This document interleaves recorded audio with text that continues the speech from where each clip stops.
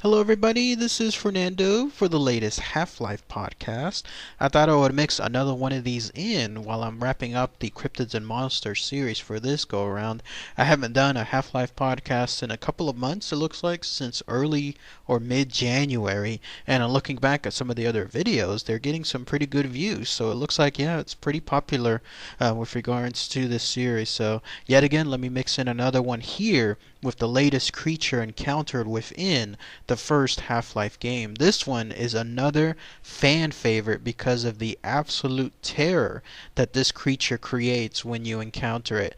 Once you know what I'm talking about here, you'll know the experiences, the absolutely frightening moments whenever you're underwater, the complete just helplessness that you have whenever you encounter this creature, and it's known as this. Instantly, you're thinking of very harsh memories on the game, aren't you? It's the Ichthyosaur. I hope I'm saying that correctly, but this is a creature that is one of the few creatures encountered underwater, specifically in several underwater levels or levels that forced you to go underwater there within Half-Life.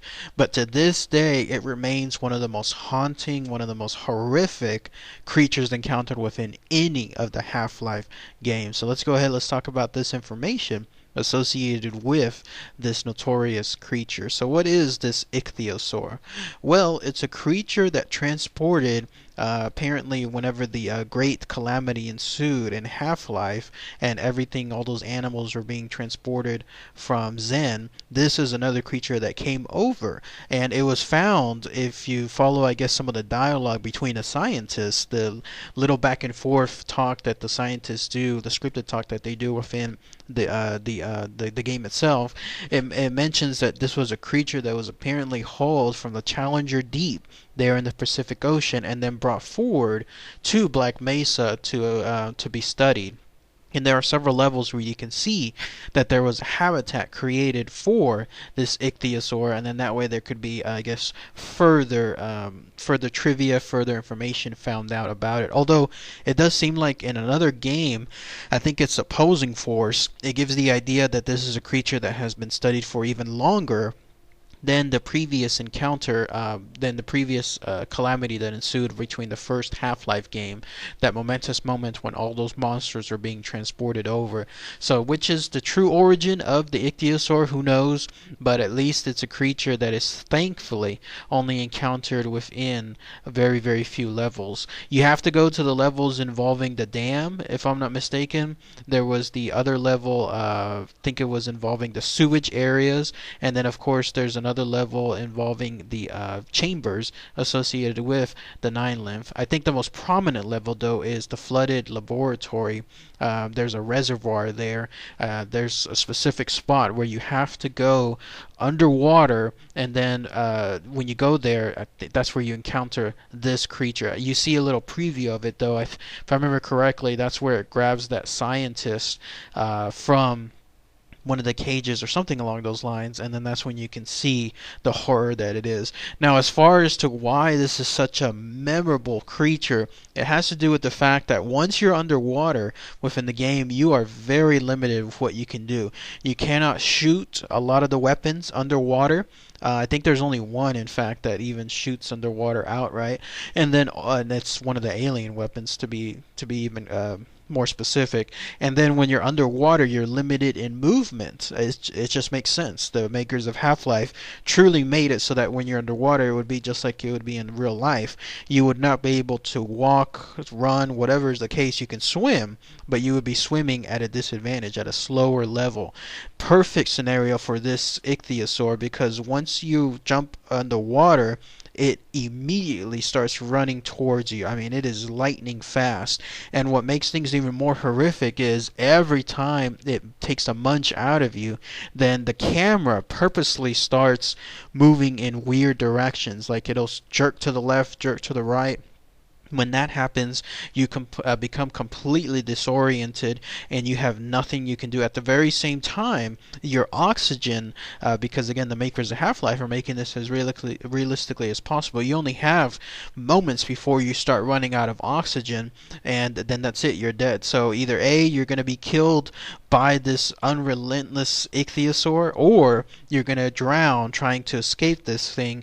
Because also, when it starts attacking you, I think if I remember one of the scenarios, it started to pull you under, so you're getting further and further away from the surface. So all those factors come into play. The fact that you can't see this creature, it'll attack you. It's so quick, and it's jerking you around so much that it makes it impossible to try to track this thing afterward.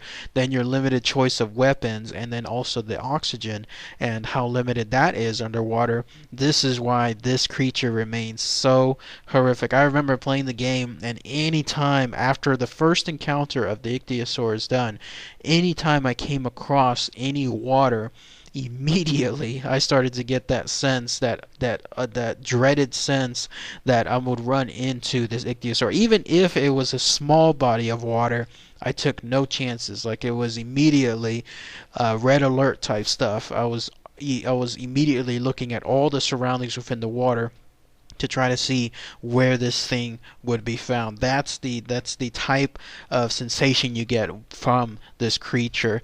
You can see too some of the concept art associated with it. You'll see that it stays pretty true to its origins. I guess just a little bit of things were tweaked here and there in terms of its skin color, but that's about it. Otherwise, it stays pretty true. Not much scripting associated with this creature either.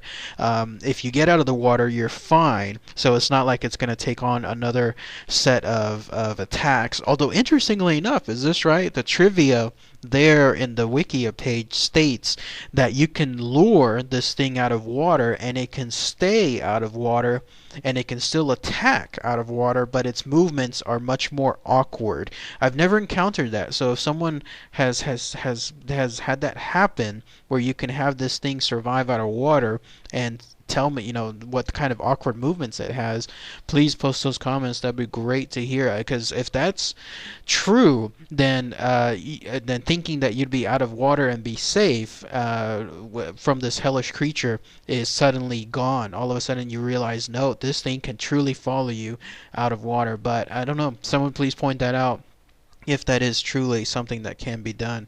As far as the other things associated with it, the name of it, actually, the Ichthyosaur, is based on a real life name, although it's more of a description, like rather than an actual name of a dinosaur. In this case, these are marine animals that lived who knows how long, far back millions and millions of years ago, and it was more of a common name, like a large group of these animals. That's how they were referred to as the Ichthyosaur. So in this case, with regards to Half-Life, they decided to name this creature as a description more than an individual name, although it fits hand in hand. Like, when you think about it, it is a still pretty distinctive name, and it perfectly suits this absolutely horrific creature too. As far as other cameos, what it's been in, it is encountered in other games. It comes across on Opposing Force, like I mentioned earlier. It has a prominent set of roles there too, but that's about it really. The only other time it's encountered within any of the games is Half-Life 2. There's the notable sequence at the beginning of the game where you have like a scripted sequence. You're being teleported. One of the places is apparently out in the middle of nowhere in terms of a large stretching out to the horizon body of water, presumably like you're in the middle of the ocean, and then you fall in the ocean, and when you do so, immediately there's the Ichthyosaur coming straight at you, about to swallow you alive, but thankfully you get teleported back to another location. But that's it. That's the only place that it's encountered within Half-Life 2. It was supposed to be encountered in other places, but for whatever kooky reason, the makers of Half-Life 2 decided not to incorporate this creature there. There is apparently some hidden levels, not levels, but some hidden areas, maps, I guess is the closest word you can call, where it showcases, after you unlock it, like weird scripted sequences of the Ichthyosaur attacking some zombies, but it seems like it's like a different world altogether. But otherwise, if it was ever supposed to be a more prominent role within Half-Life 2, who knows? There was supposed to be something else. I guess there is this at the very beginning of Half-Life 2.